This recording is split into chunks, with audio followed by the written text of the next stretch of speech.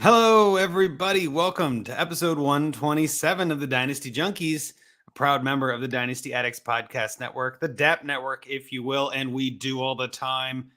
With us tonight, we've got some DAP Network neighbors, I think we'll call it. You guys are kind of neighbors to us because you're on Wednesdays. The guys from Fantasy Timeline are here. We got Drew. How you doing tonight, Drew? Doing great. Didn't realize I left all my Christmas crap in the office here, so ignore that over my shoulder. Hey, at least you got it cleaned up. It's better than most of us. And then obviously Josh as well. How you doing tonight, Josh? Good. How you doing, Andrew? Doing well. I know this is the first show for us for the year. I got a Joe Burrow calendar for Christmas, so that is filling the spot here on my door. Very excited about that for the whole year. That'll be changing. I'm wearing the same shirt because this is my lucky shirt. This is the shirt I like to wear when I podcast now. Scott Fishbowl is over. I did not win, and that's fine because I had a great time. It's not about the destination. It's about the journey with Scott Fishbowl. But before we get too deep, I do want to give you guys a chance to introduce yourselves and your handles, of course. I know we've got Drew and Josh at Fantasy Timeline. If you guys haven't heard them, please go check them out. But Drew, what's your handle and anything else you guys are doing right now? Yeah, you can find me on Twitter. I'll respond periodically to things that pop up there, usually more fun stuff, especially as we hit kind of the non-point scoring season. But I'm at dr_pra. This is from when we had 140 character limit. It is not because I am a doctor. I was going to ask because I already knew the answer and we talked about it. But no, you're just Drew Prawel, and that's just shorten it down. I like it. Nice just and simple. It's just you, Drew. I like it. And then what about you, Josh? So I'm at Real Fantasy TL. You can hit me up anytime. Usually my day job keeps me well into the evening. So if you hit me up about something, you're probably getting the response somewhere between 7 and 10 p.m. So I'm not ignoring you if you send me something at 9 in the morning. But yeah, I love talking to people on there. I love starting arguments. It's a fun pastime of mine. No, I don't start arguments. I usually just jump in the middle and poke the bear. That's Josh right. Used to be a bouncer, in case you were wondering, so he's used to getting into the scuffle. I was actually going to say he doesn't start arguments, he ends them. You know what I mean? Like that's just, no, it's over. I'm right, you're wrong. And I don't think that's entirely fake. I will say this too, though, obviously with the Fantasy Timeline, what you guys do tends to be more of, looking at the timeline, checking in on arguments and debates and getting questions and all that, which is obviously such a good time. So something I do want to get into first before we get too deep, the playoffs are here. All three of our teams are in the playoffs. I think that's something that I definitely want to cover. Obviously, my Bengals are in the playoffs. We're facing the Ravens this Sunday night. Should be very exciting. Drew, I know you're a Bills fan, right? Yes, sir. Are you excited for the Bills to play the Dolphins minus Tua? Sure. I was hoping we'd get a bye, but of course that whole week was just so different. But yeah, I mean, Dolphins for the third time this year in Buffalo. I mean, with or without Tua, I expect it to be competitive. The AFC East is a tough division this year in general. So I'm good with it. Certainly have weapons outside of just Tua, so we'll see how it goes. But I'm also okay if we get another couple feet of snow this weekend in Buffalo. Hey, that would be crazy, wouldn't it? Wait, Drew, you said you wish you had a bye. Skylar Thompson is not enough of a bye for you. I mean, come on, like. This guy, I wish we had a bye. We got to play the ultra talented Skylar Thompson. Well, I mean, I give the Bills credit. They've had a really interesting, rough season at the end here. I mean, this is something where a bye would have been nice to not have to game plan, to not have to get ready, to not have to practice. Whether or not it's Skylar Thompson, I kind of get the point. Like a week off would have been nice. I get it. Yeah. I think they might get like a quarter off. I mean, they might have this sewn up by the time the third quarter ends. And that'd be fine, but you still got to practice. You still got to suit up. You still got to go through the motions, right? So, and again, as a Bengals fan, I was hoping for a bye too. Going into that Monday night game, I'm like, if we beat the Bills and the Chiefs decide to lose a game, like we have a and then that was probably never going to happen, right? Yeah. But I mean, even then, that Monday game started out hot. All of us that were at the game and watched the game, everybody saw that. I mean, it was the most watched ESPN game I think ever. Obviously for terrible reasons, and I'm so glad DeMar is okay. Like that changes the whole context. Just again, what a weird story in a way, and I'm just glad he's all right. But I mean, that would have been a fire game that would have lived up to the hype. So it's a shame it didn't happen. But obviously, though, so Bengals fan here, Bills fan with Drew, and then Josh, you're a Cowboys fan. We were kind of talking a little Cowboys before we started recording. Are you excited for your prospects playing the Bucs this week? We were talking about it before, and usually Dallas will choke it away first game, first round of the playoffs, but they did a lot of their choking on Sunday, so I'm hoping that maybe they got it out of their system. Listen, that game is a toss-up, though, because we've seen Dallas look really good. We've seen Dallas look really bad. And we've seen the Bucs look mostly bad. I mean, they did beat Dallas week 1, so I can't hate on them too much. But, I mean, they kind of squeaked out of a bad division. Were they the worst? No, that would be the AFC South. I was almost going to say, were they the worst division? That's the AFC South. That's my bad. But they squeaked out of the second worst division in the league. And, but let's face it, it's Tom Brady. Yeah, they got Chris Godwin. They got Mike Evans. They got Lombardi Lenny. I mean, they got some guys that, maybe they're not as good as they once were, but they're as good once as they ever were. So that's it's interesting if you think about it, though. We got my Bengals facing what appears to be the Lamar Jackson-less Ravens, and we've got Drew's Bills facing the Tua-less Dolphins, and yet you get to face Tom Brady, the GOAT. Like, that just doesn't seem fair, does it? Like, man, we're getting bye weeks with quotes around it, and you got to face Tom Brady in the playoffs. That's not what I would want to be doing.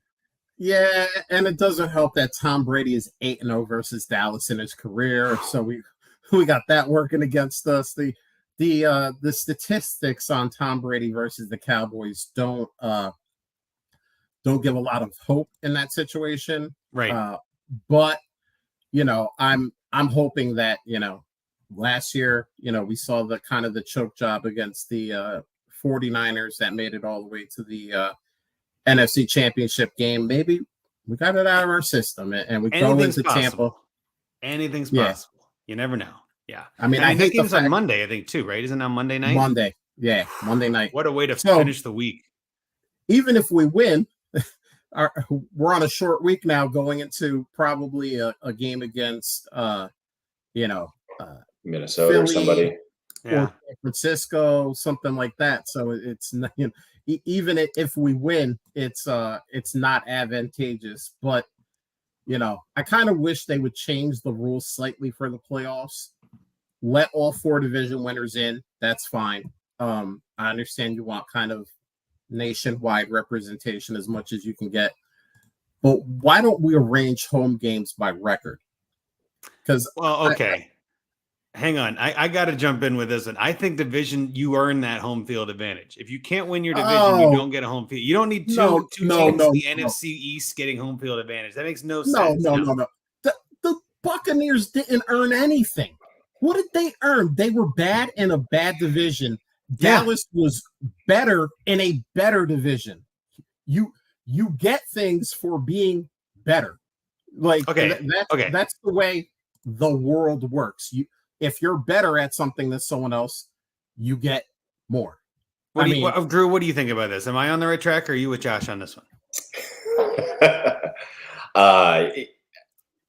I am a less is more, simplify it. So I think the NFL is always going to do, like Josh said at first, what's going to get the best representation.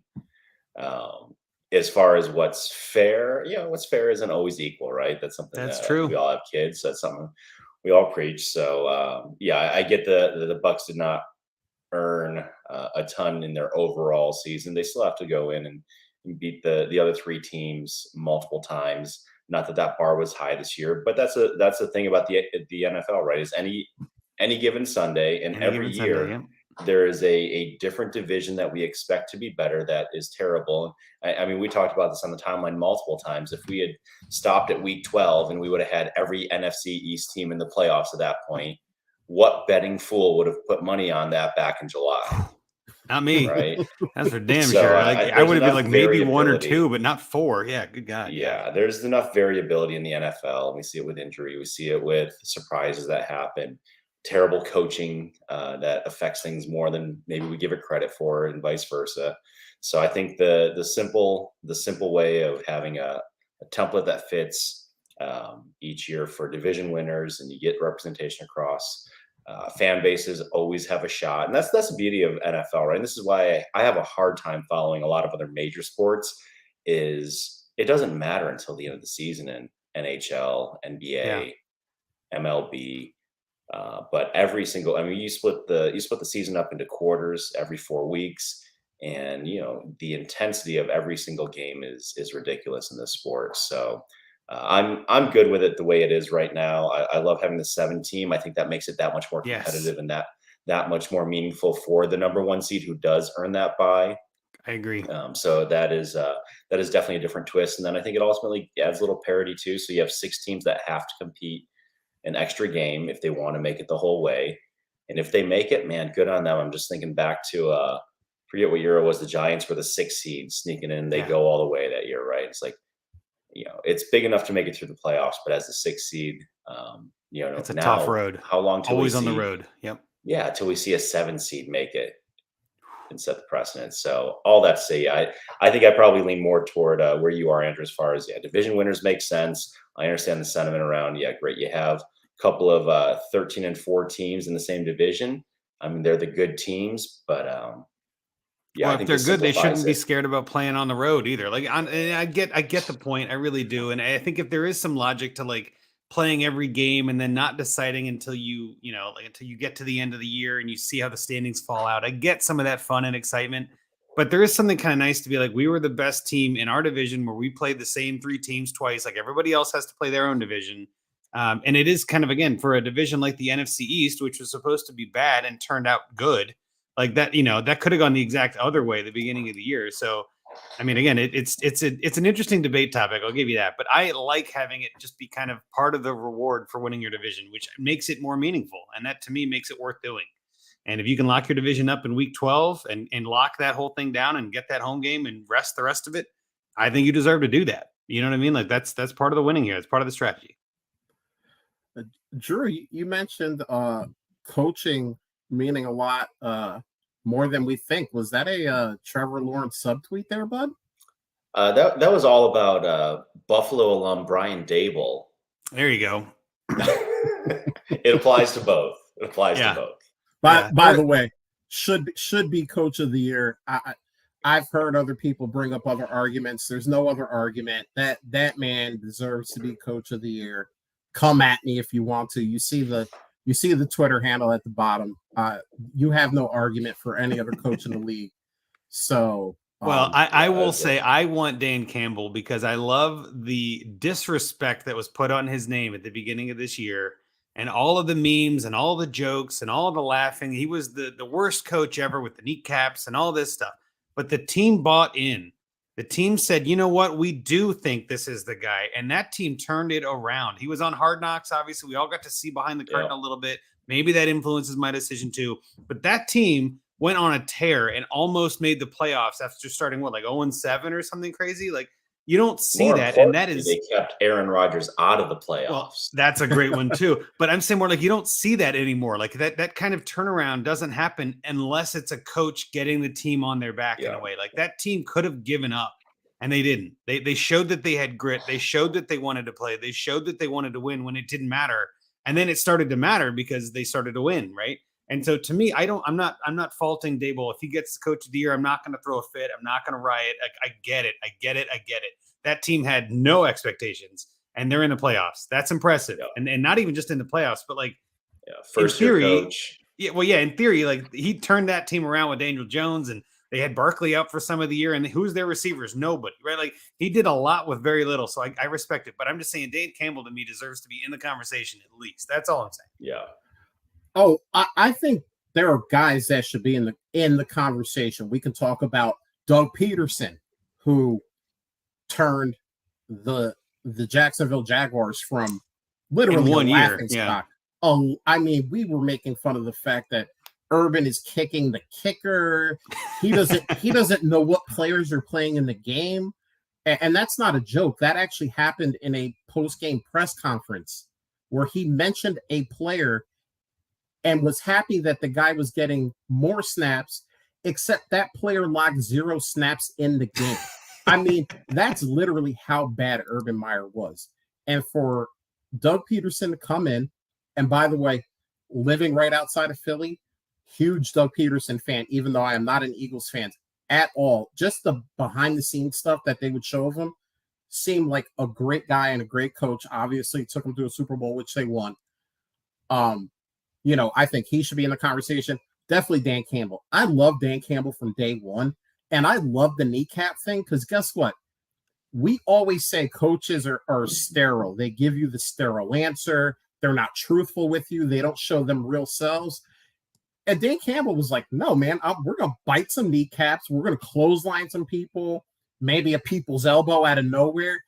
And that's top rope. Yeah. Right. That's who he was. He was a WWE personality that was also an NFL head coach. And he didn't try to, make himself seem smarter or more well-spoken. He's like, I need my 3 44-ounce coffees a day. I'm going to chug a couple of Red Bulls after that.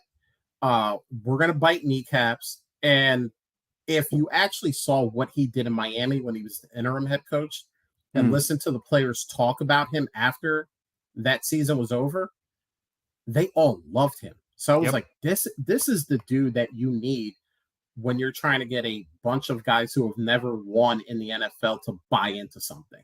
Yep. And these are grown men. These are not college kids. These are, these are adults. These are, 25-year-old, 30-year-old millionaires.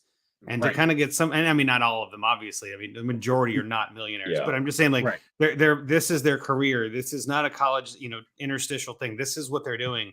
And to motivate that is tricky. So, and Dable did it too. Honestly, Dable did the same thing. Yeah. And there was a lot of pressure. I think maybe that's the difference too. I think there was more pressure on Dable to do it in a bigger market, and he did better than Dan Campbell did. So you could say there was more pressure and he had a better outcome than Dan Campbell. So obviously that means, in my mind, I think it means he deserves it.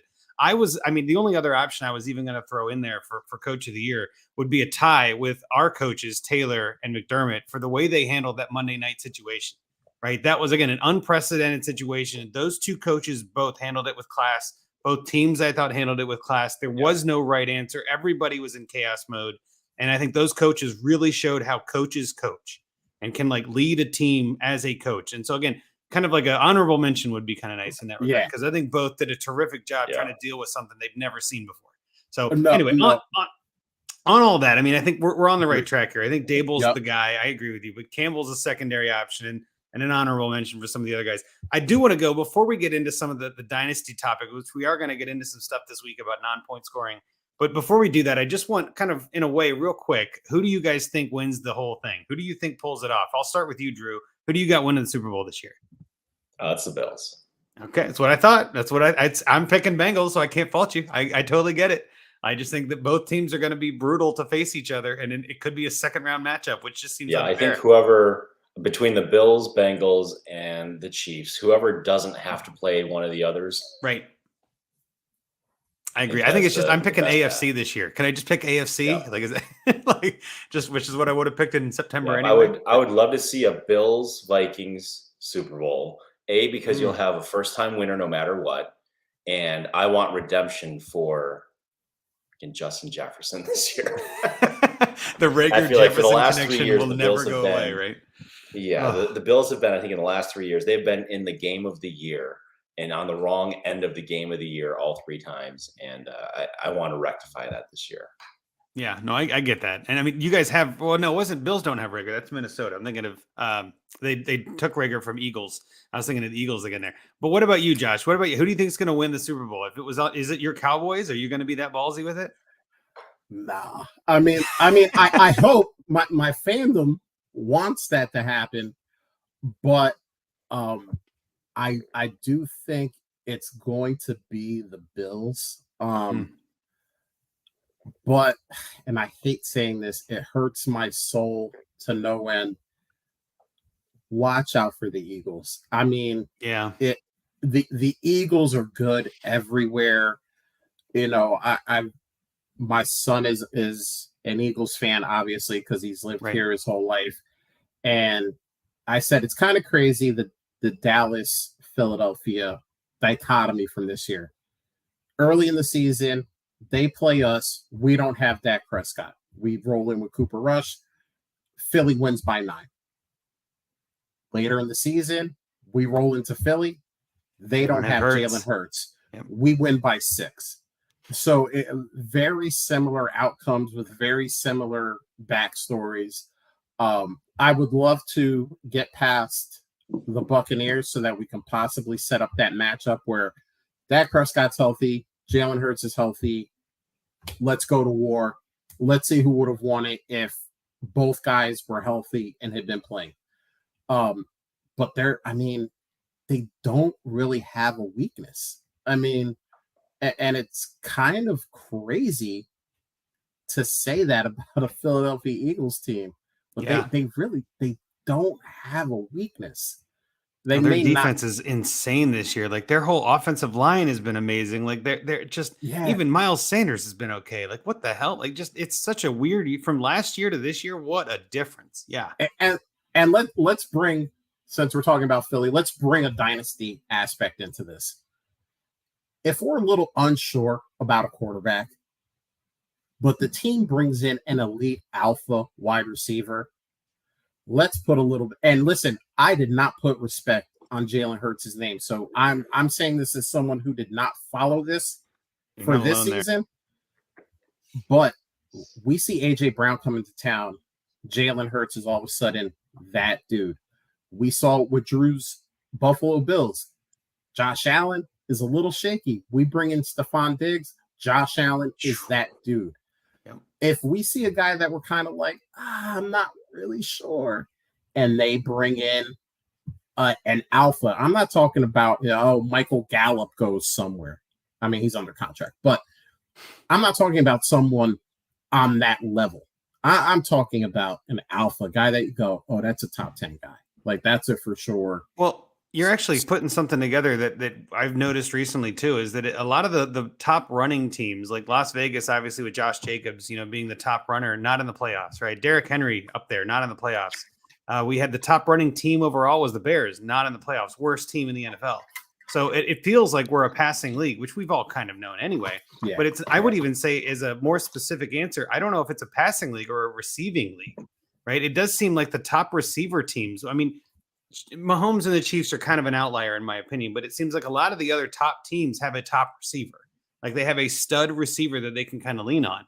I mean, you could even say the Bucs have a couple of those with Godwin and Evans, right? I mean, you could say the Giants without anybody, they might have Kenny Golladay could be the guy. We don't know, right? That'd be hilarious. I know you've talked about Golladay before, I think, Josh. We've gone into that. But 49ers, right? With Debo, right? We've got the Ravens don't have any receivers, but Mark Andrews is a stud. I mean, so there's a couple of these different things. I think it's really become a passing league, but like I said, more of a receiving league. Like Justin Jefferson, Jamar Chase, like those guys who are at the top of our dynasty boards, those guys carry teams, right? They can make a difference in a lot of ways. And AJ Brown is definitely one of those guys. Yeah. And that's, I mean, especially when we're pairing them with a guy that we're saying, oh, I don't know. Like, I'll bring up an example of a team that is in the playoffs. Daniel Jones. I'm not really sure. But if a top 10 guy all of a sudden is traded to or is procured in free agency to the Giants, I'm going to be the first guy to say stock up on Daniel Jones because we've seen it. We've seen these teams go out, buy heavy. And I know people, listen, I already know the argument. People are going to go, well, what about Derek Carr? They got Devontae Adams and Derek Carr. Listen, Derek Carr was fine for till week 8, week 9.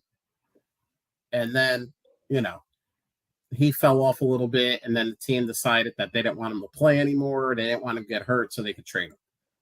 But listen, if Jarrett Stidham is the starter next year, I'm not saying take him in the first round of a Superflex. That's silly.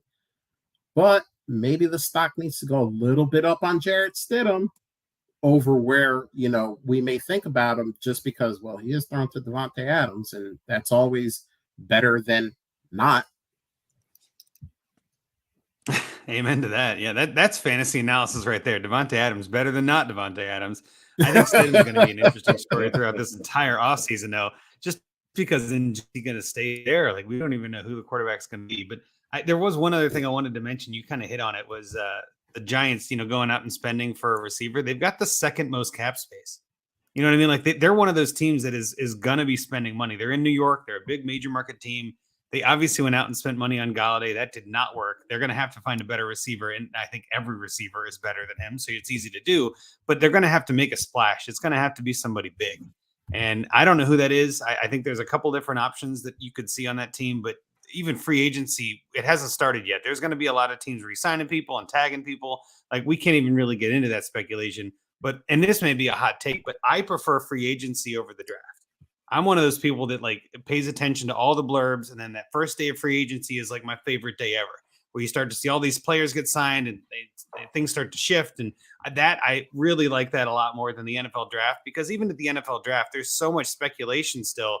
Like, is this new player going to fit right in? Is he going to start right away? Is he going to be, is he going to be Rager, or is he going to be Jefferson? Like, all these, we don't know, right? With free agents, we know a lot more. They're spending money. That money is a lot to me. Like, that says everything. They're going to go make him a part of that offense. So I'm kind of wrapping up the wild card stuff here, but I do think that this is going to be a hell of a week. There's a ton of great games.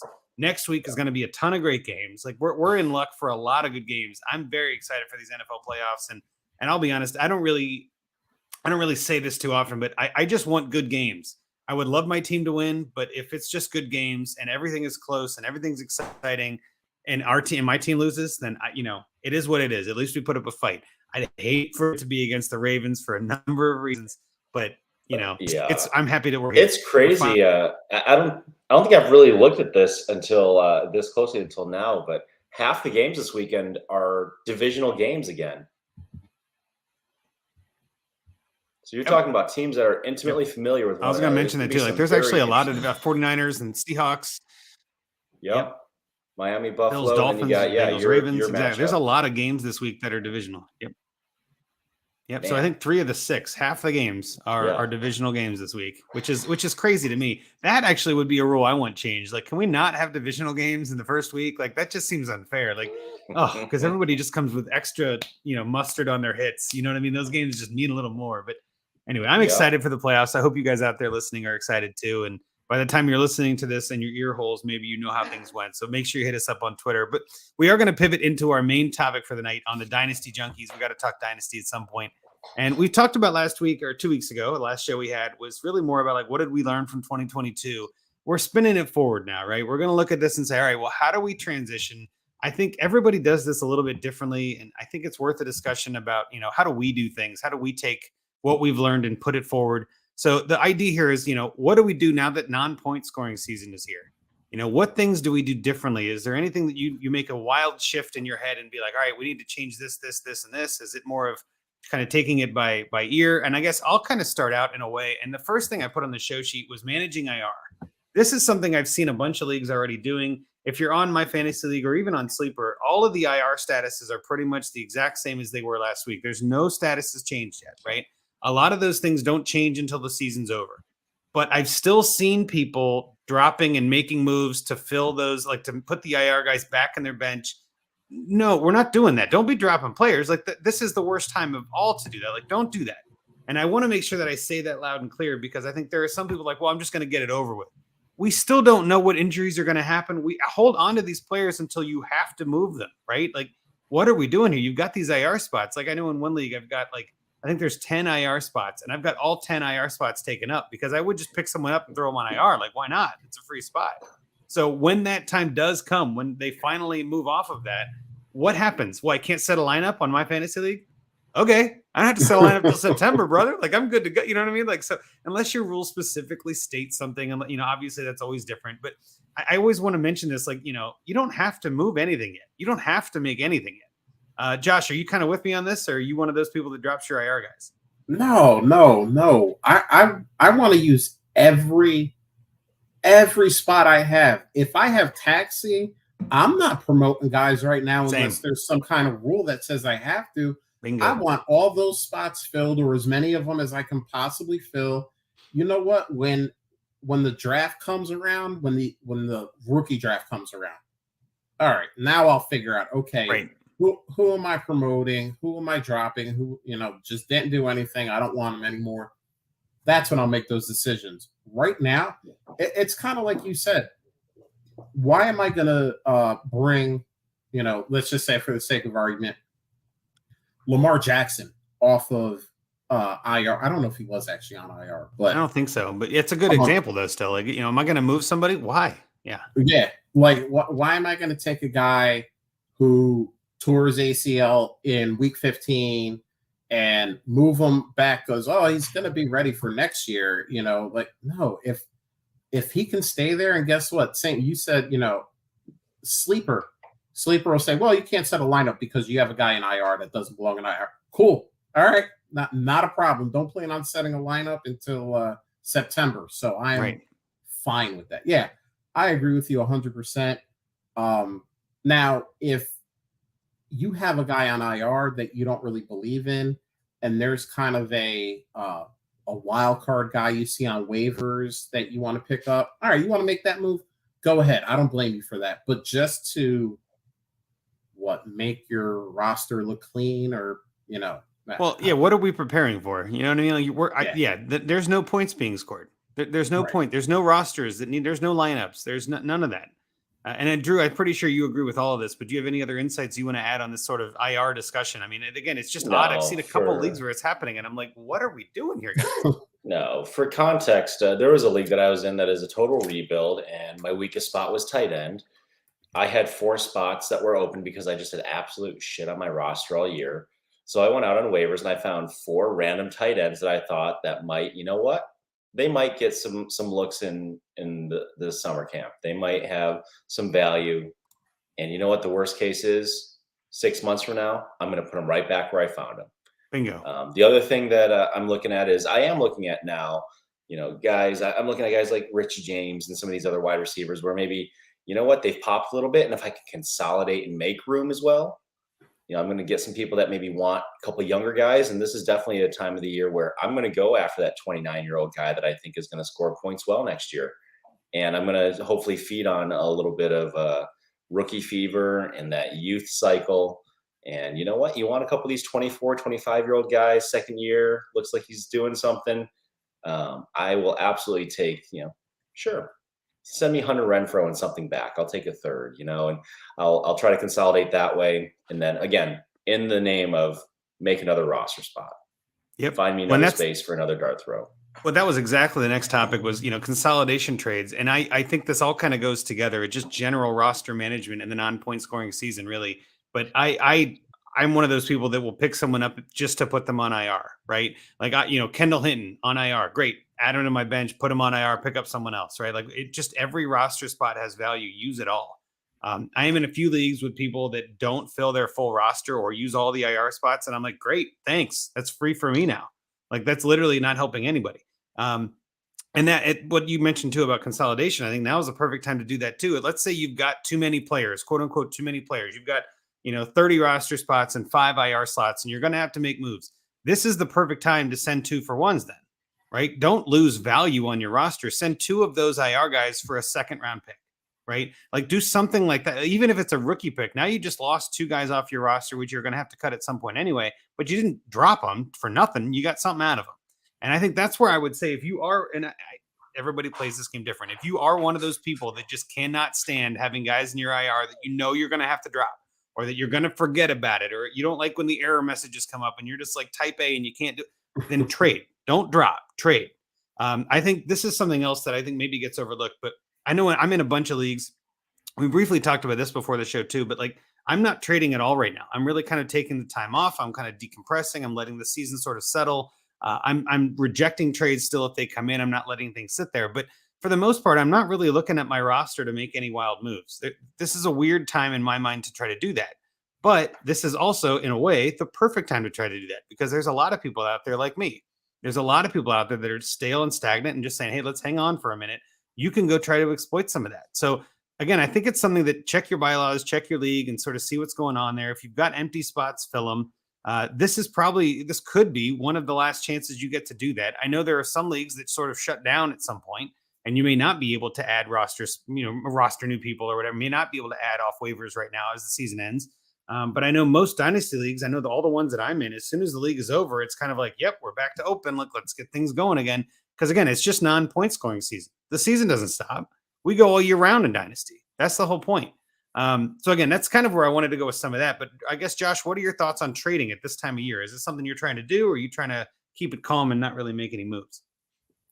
So right now I've been calm, but the playoffs are interesting because we talked about our teams, we talked about who's going to win, who's going to do well, we talked about a bunch of teams, and that means nothing for us in Dynasty. We don't get points, but I'm going to bring up an example from Drew's Buffalo Bills. Gabe Davis goes out last year, 4 touchdowns, 1 game. He's Al Bundy, right? Okay. If I love Gabe Davis, I'm trying to put a little feeler out there. Hey, bud, Gabe Davis, what are you thinking? What do you want? If I'm anti-Gabe Davis and I have him on my team, this is the perfect time. All right, hey, I got this Gabe Davis, 4 touchdowns, 1 game. Did you just see what happened? Okay, let's make a deal on this. And I do think that you don't have to be, Andrew, I know you, Drew, I know you. You guys are constantly hammering the trade grindstone during the season. You're looking for ways to make your team better, consolidate, or maybe break out big pieces if you're in a rebuild into some smaller pieces that can maybe help your team out. This is the time of year where you send out that one offer. I got Gabe Davis, or let's say Joe Burrow just goes nuclear against the Ravens. He throws for 504 touchdowns. He's just a monster. Josh, you got to hang on. You got to warn me when you say something like that. That's funny. Listen, Thirsty Thursday going on here. I got him in a couple leagues. So I'm hoping too. Damn but right.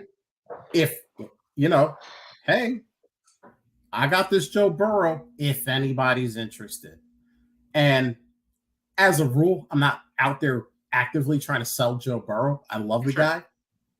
But if someone goes, well, how about I give you Lamar and 2 firsts and a second, and you give me like Joe Burrow and a 3rd. Okay, I'm gonna wake up. I'm gonna listen. I'm gonna be listening. Yeah, we're listening. And maybe that deal doesn't get done, but I always think that there are points.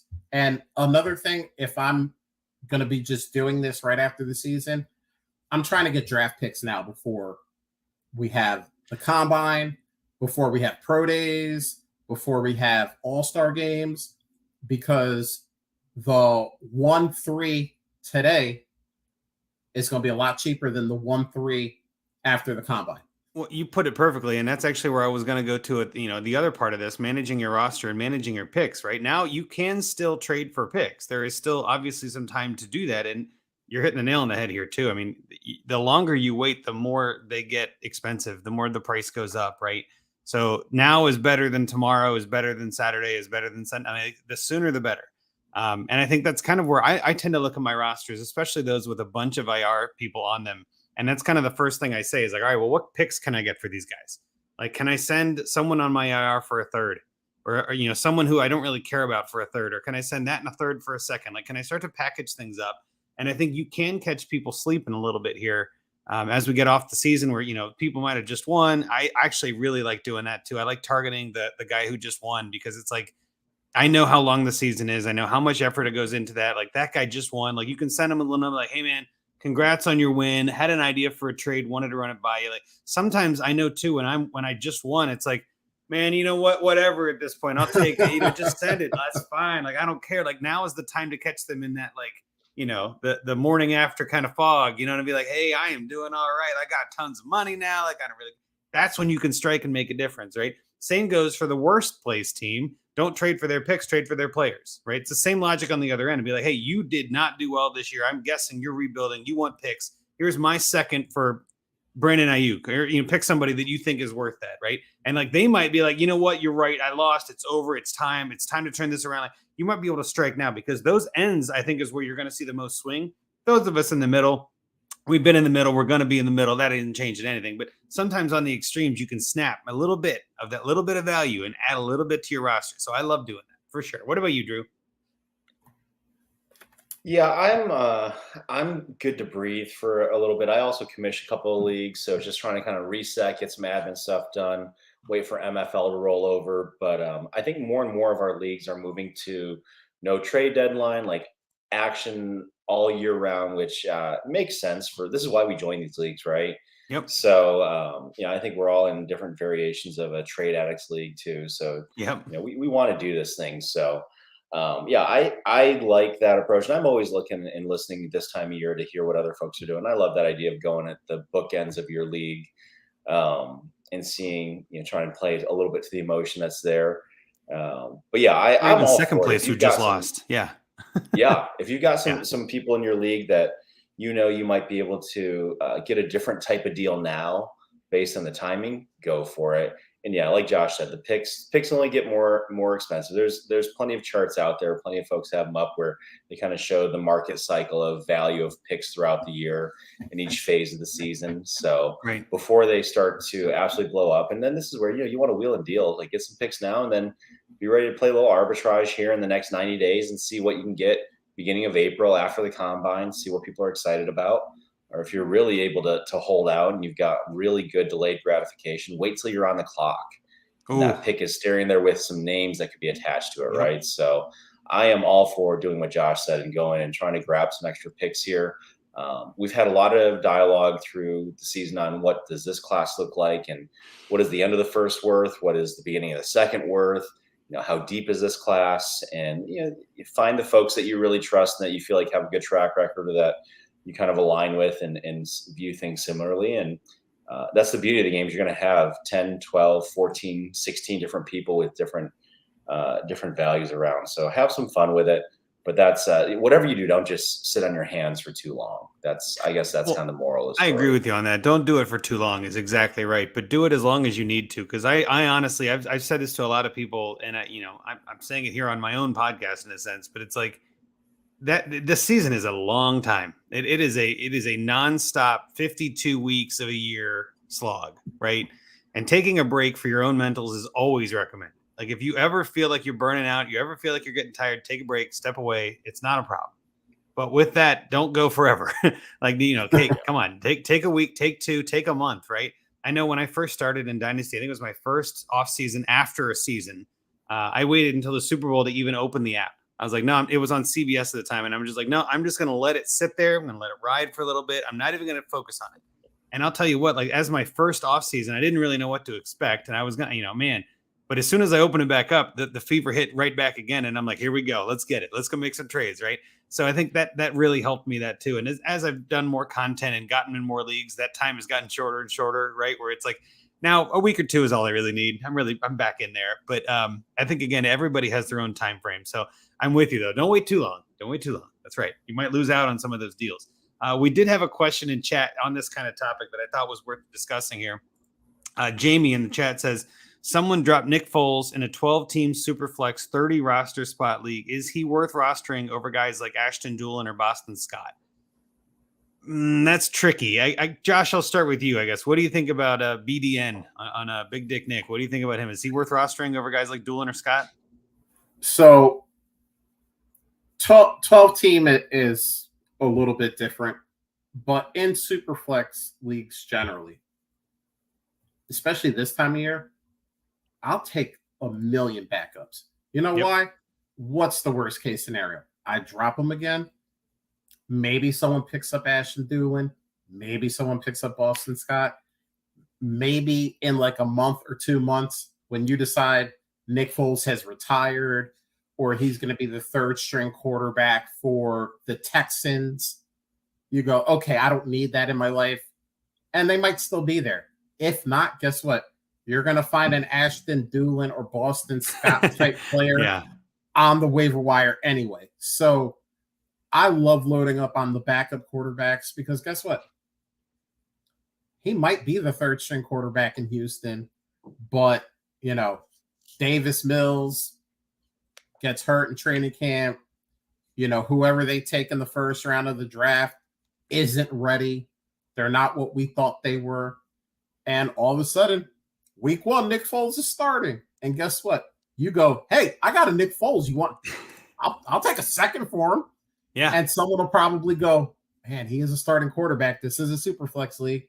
And you'll get it. It might be the 210 at the end of the season. Worth it. But you got a 210 for nothing because you picked this guy off of waivers. I agree so it's entirely. Really, it's kind of a no risk, maybe no reward, but possibly high reward move to make. Are you on the same page there, Drew? I am. I know in 12 team, generally the idea is it's easy to find quarterbacks, but this is why it's easy to find quarterbacks. And you want to be the person that makes it easy for somebody else to find a quarterback when the time comes. And to Josh's point, I mean, wide receiver, it is like a freaking Reuben sandwich, right? You have the elite of the elite at the top. You've got what an guys analogy. That is awesome. And then in the middle, you have a middle 40 or 50 guys that you might as well six to eight guys at a time you could swap out, and it doesn't matter, right? So Ashton Doolin, you're going to find him in the 4th or 5th round of your draft. Boston Scott, you're going to find a rookie that has just as much of a fighting chance. Boston Scott is not James White. Boston Scott is not I can't even think back to Danny Whitehead or something like that, right? Yeah. Or Woodhead.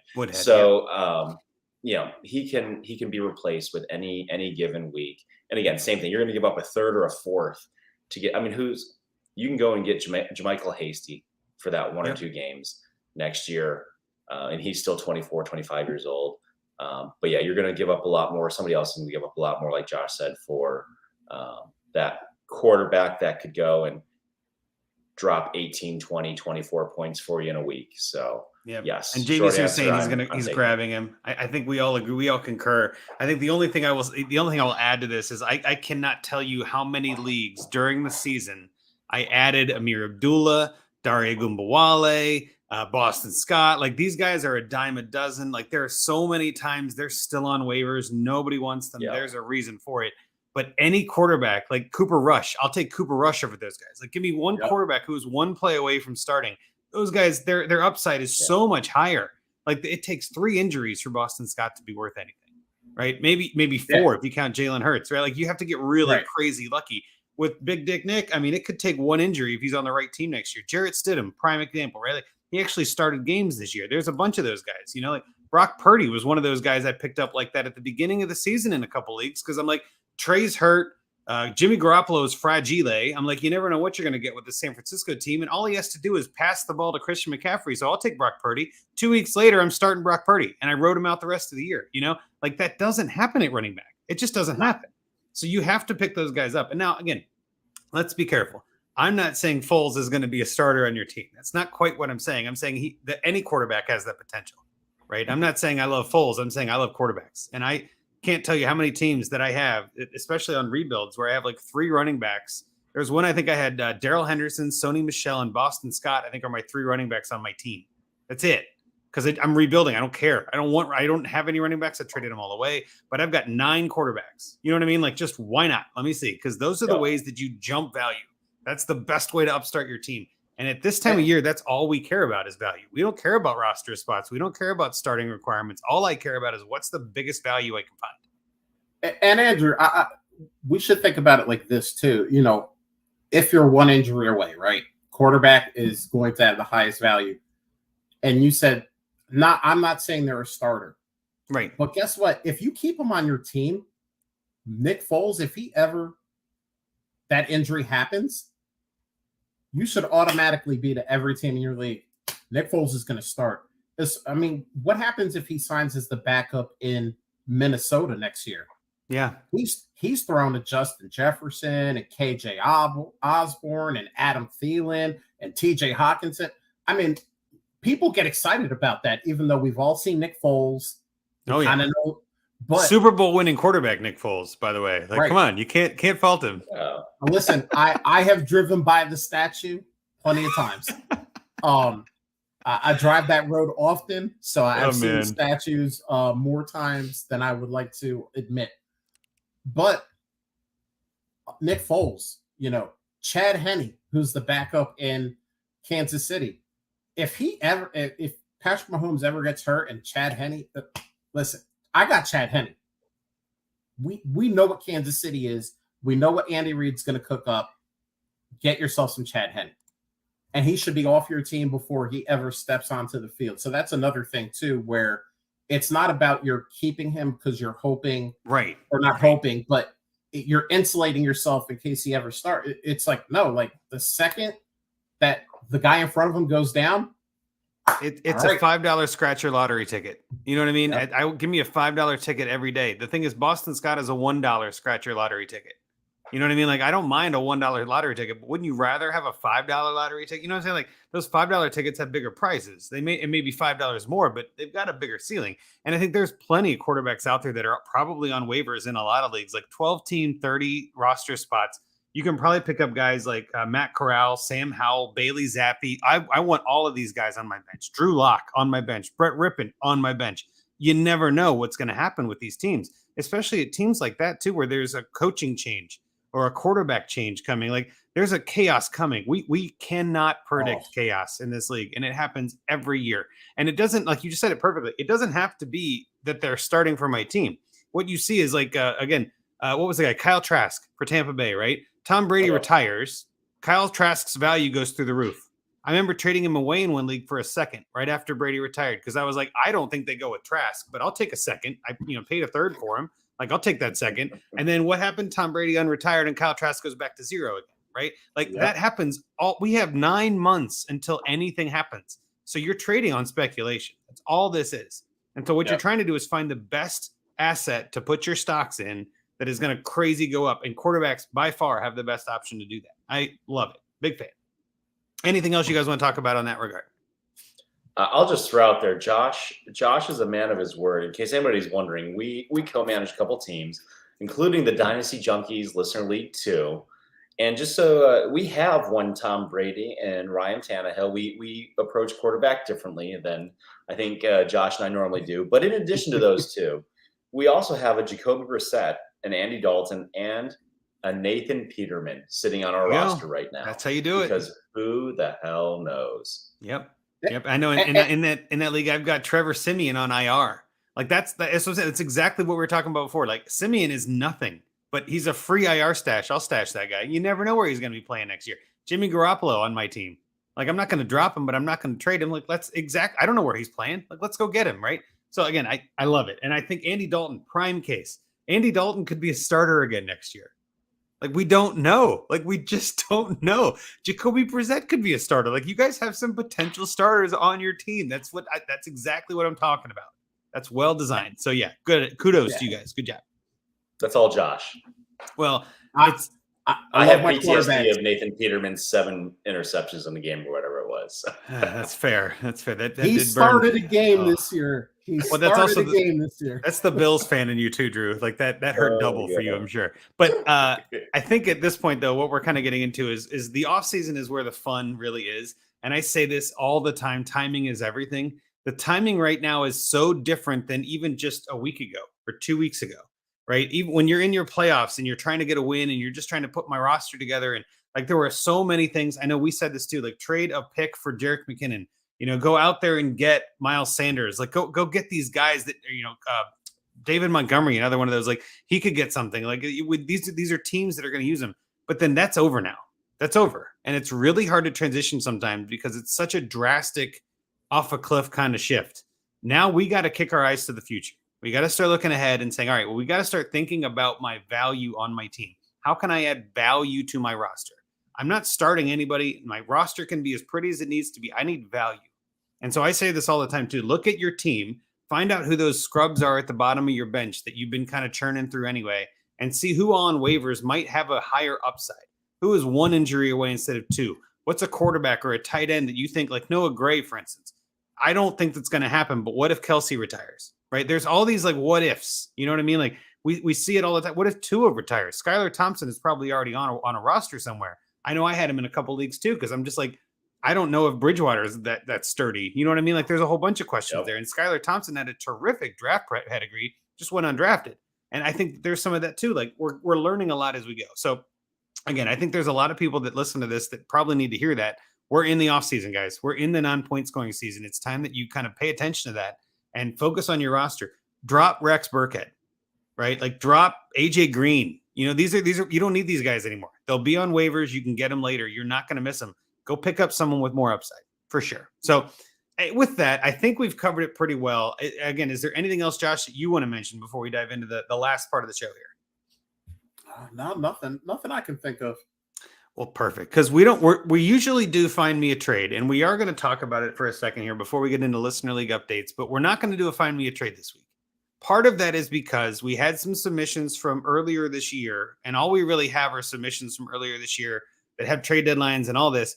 I think what I was saying to this to the other host too, like I think we start fresh. I think we kind of say, if you submitted your team, feel free to submit it again.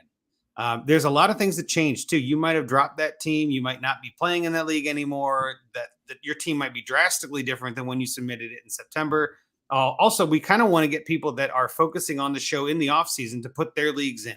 If you're still playing Dynasty, you have questions, you want to put your team through, submit it through the form on our Twitter handle. It's the pinned tweet. I know it's on my link tree as well. If you go to @AndrewHallFF or @Dynasty Junkies, you can find it there. We'll tweet it out again too. But submit your team for Find Me a Trade. We prefer MFL because it's easier, but we can do Sleeper. At this point, no best balls. We're not doing any best ball leagues because, again, those are kind of tricky and there's a whole different – it's just too specific. We're not doing like monster leagues. We're trying not to do like 48 or 60 team leagues. Those, again, it's too specific. We do want to talk about your team, though. So submit your team, and we'll definitely try to get around to it. We got a bunch of shows lined up with a bunch of good people. We're going to need teams, so feel free to resubmit. If you have any questions or you want to say, hey, do you have mine from December? Send me a DM. I can let you know, yeah, you're good. But we don't have a lot, so let's go get some new ones. So with that, the last part of the show, I want to talk about our listener leagues because we've got two of them. Last time we were on, we were heading into the finals week, and there's been some interesting developments here. Rocky and I lost to Jerry Shea in the finals, and Dynasty Junkies won. We honestly, we had a hell of a turnaround. Rocky brought me on at the beginning of the season to kind of help as a co-manager on that, as a co-host of the podcast. We made some wild trades, made some amazing moves, became the number 1 seed, and just couldn't put it to bed. Jerry Shea beat the living snot out of us. And he beat us by like 60 points with Evans on the bench.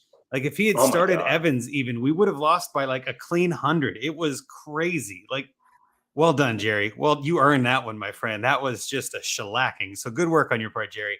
Dynasty Junkies 2, which of course you guys are in at part of a 14-teamer that we started up last year. The underdog story of the season. Our boy Jesse Bingpot decided to put it together and come together at the end of the year and beat Dynasty Mercer for the title.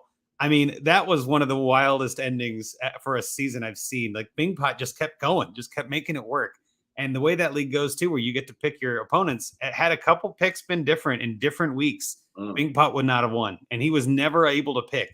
He was always the team that got picked. And so I got to be honest, Jesse, well done. Good management on your part. Congrats on the win. That was well-deserved. But you're going down this year, right, guys? We're taking him out. We're not going to let him win again. Did you not hear all the quarterbacks we have? We're going. You're ready. You're ready. That's right. You're ready. I got Lamar and Russ Wilson, so I might be calling you guys. I might need some help. That's gonna be a fun year because I don't know where Lamar is going to be. I don't think he's in Baltimore. And I hope Russ is in Denver, but what does that even mean? So yeah, we got some work to do on our team, but that's okay. It's part of the fun, right? It's part of the fun. With that, we're going to call it early night. I know it's only been about an hour. If you're listening to this, that's what we try to do. We're going to try to keep these a little shorter in the off season. As news comes up, of course, we'll talk about it. We'll talk about the NFL and the playoffs and everything like that. But we don't want this to be like a long, exhausting podcast. We want it to be kind of short and tight and keep things moving. Feel free to submit your questions, submit any comments. Feel free to drop in the chat. We had a bunch of people in the chat tonight.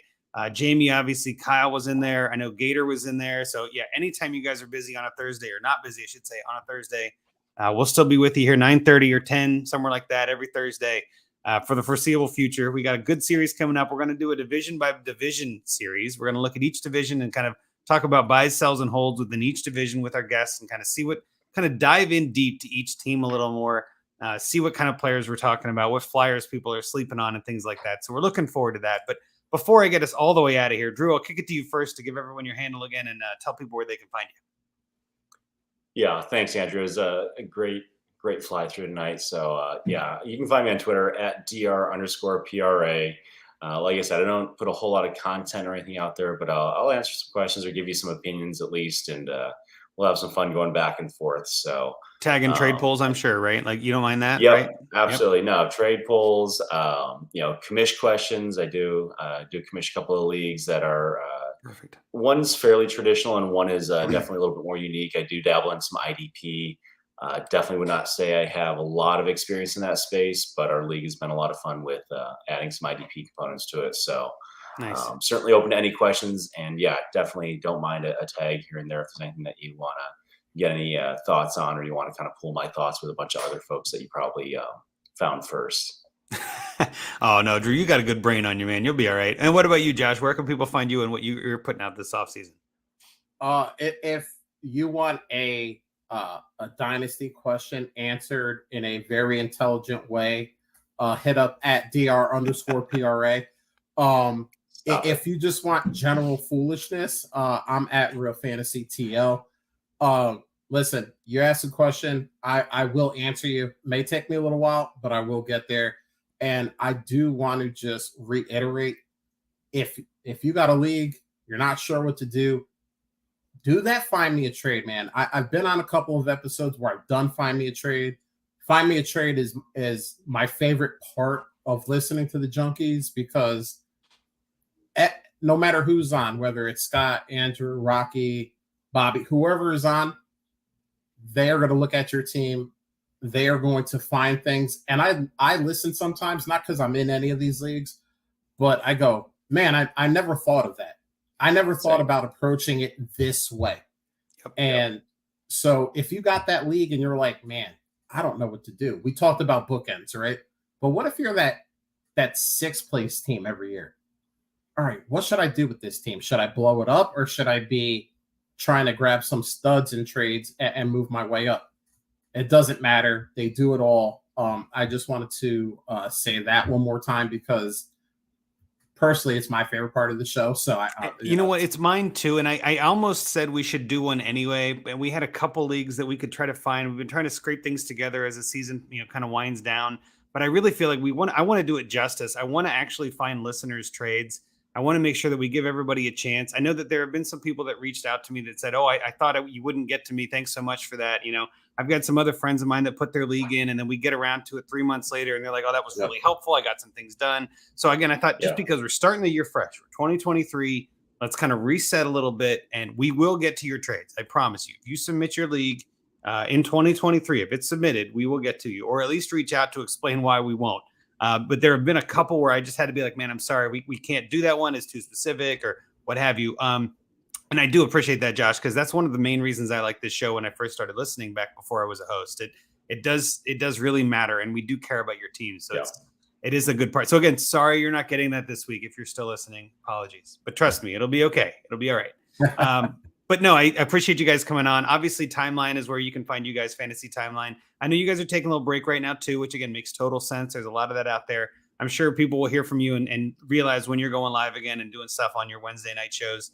But again, follow us at the Dynasty Junkies. You can follow the DAP Network at DAP_network. See when we all go live, all of our shows, not all of the shows, but a lot of the shows go live on there. Subscribe to the Trade Addicts. Obviously, those guys have a great Patreon, the Cool Kids Club, and you want to sign up for that. This is the time of year, in my opinion, too. If you just won some leagues and you got a little extra money, now's the time to invest in a Patreon. Support the people that you like, right? Go find somebody that you like and you see all their Patreon. Hey, just do it for a couple of months even. You don't have to sign up for a whole year. Just throw them a couple shekels, right? That's what we do this for, is to help out. It's nice to help them out. I do that all the time with trades with fantasy podcasts I listen to and things like that. There's a bunch of podcasts out there, and we all like making content, but it's always nice to know we're, appreciated and supported as well. So go support those creators, send them a shout out. Thank them for helping you win your title. I love getting those tweets and DMs. Yeah. This is that time of year too. We all turn into NFL fans. We're all fantasy players, But at this point, the season's over. You're competing with all 11 teams again. Everything is back open. Optimism is running rampant. You've got a chance this year. Trust me. There is no team that I will say has 0% chance. Everybody's got a chance. It may be 1%, but it's not 0. So keep building, keep grinding, go out there and have a good time. Thanks again to everyone in the chat. Thanks for listening. And with that, Junkies out.